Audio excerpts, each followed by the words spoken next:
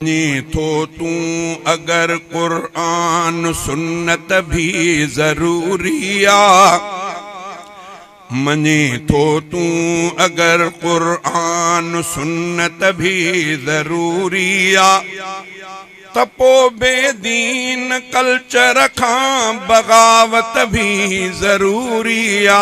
Money तो तू अगर कुरान सुन्नत भी जरूरिया, मनी तो तू अगर कुरान सुन्नत भी जरूरिया, तपो बेदीन कल्चर खां बगावत भी जरूरिया।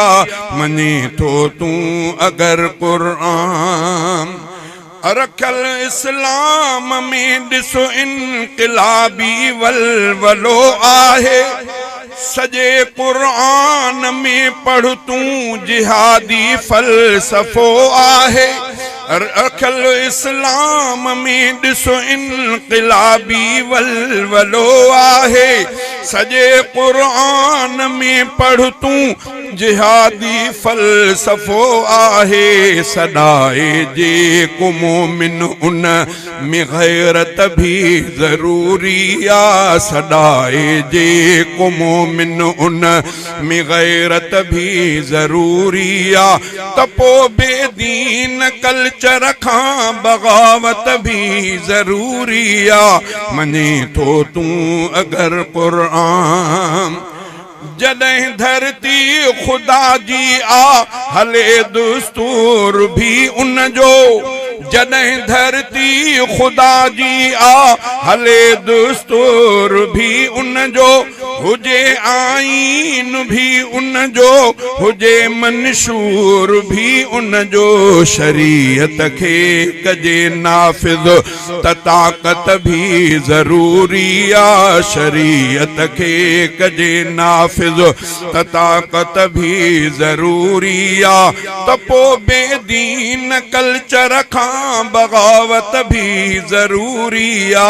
मनी तो तू अगर कुरान इहा ताक़त तॾहिं मिलंदी सभई सियाणा पया समझने। इहा ताक़त तॾहिं मिलंदी सभई सियाणा पया समझन। हुकूमत वारी कुर्सीअ ते जॾहिं उलमा अची वेहन, इहा ताक़त कॾहिं मिलंदी सभई सियाणा पया समझन। हुकूमत वारी कुर्सीअ ते जॾहिं उलमा अची वेहन, मगर उलमा खे आणण लाइ सियासत भी जरूरिया, मगर उलमा के आणण लाइ सियासत भी जरूरिया। तपो बेदीन कल्चर खां बगावत भी जरूरिया। मनी तो तू अगर कुरान असर सियासी तॾहिं थींदो जॾहिं सियासत हुजे दीनी। असर सियासी तॾहिं थींदो जॾहिं सियासत हुजे दीनी।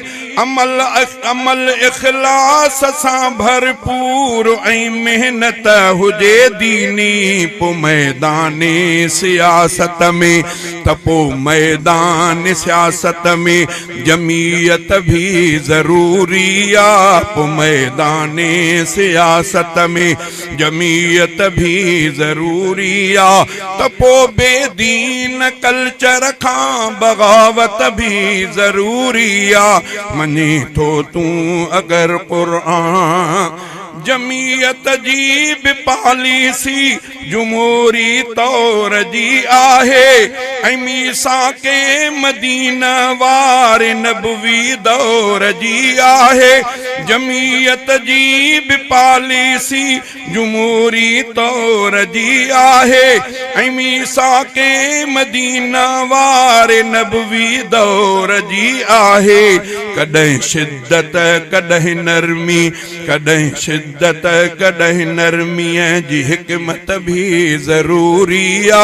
कॾहिं शिद्दत कॾहिं नरमीअ जी हिकमत भी जरूरिया।